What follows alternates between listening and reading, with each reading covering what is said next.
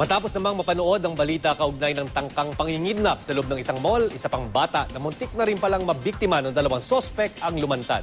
Balitang hatid ni Von Aquino, exclusive.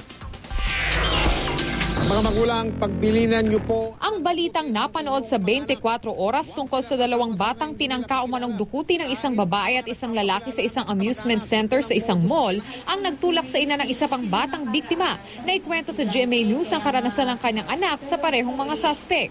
Sa video makikitang 2 beses may tinangkang isama ang dalawang suspect na parehong napurnada. Hindi natuloy ang una matapos dumating ang isang nakatatandang kakilala na kanilang kinakausap.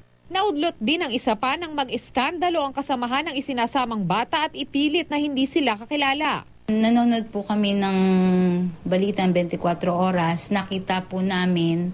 Ngayon, tinanong ko po yung anak ko. Positive naman po. Nasabi niya, Mama, sila nga po yun. Kwento ng 11 taong gulang na biktima na itago natin sa pangalang Jaira.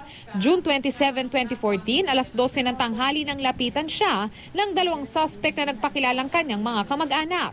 Nasa loob daw siya ng isang convenience store sa Abad Santos Avenue sa Maynila ng sandaling iyon.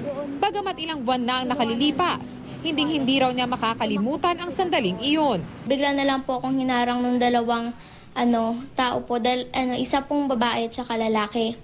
Tapos po, bigla na lang pong sinabi, "Uy, di ba anak ka ni ganyan?" Tapos bigla po nilang binulong, kaya hindi ko po masyadong narinig. Tapos po, sabi niya, "Ako si Tito Robert." Tapos nagmano nga po ako.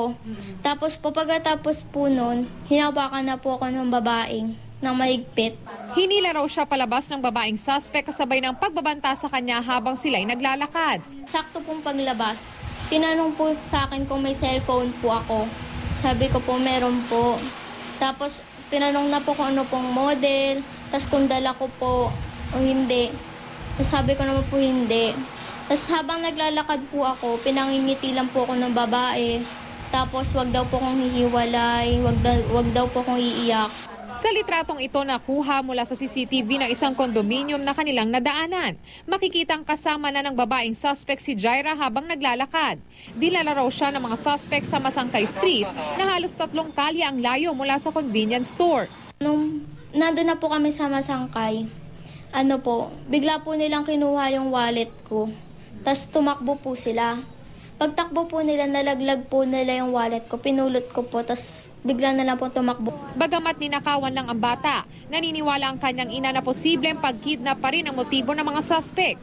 Sa akin kasi sa pakiramdam ko bilang magulang, kasi kung pera ang tatangayin, hindi niya ilalayo ng ganong kalayo ang anak ko. 2 bata pa raw mula sa paaralan ni Jaira ang tinangkarin umanong dukuti ng mga suspect. Kaya umaasa ang kanyang pamilya na mahuhuli ang 2 suspect matapos lumantad ng mga biktima tulad nila. Von Aquino, GMA News.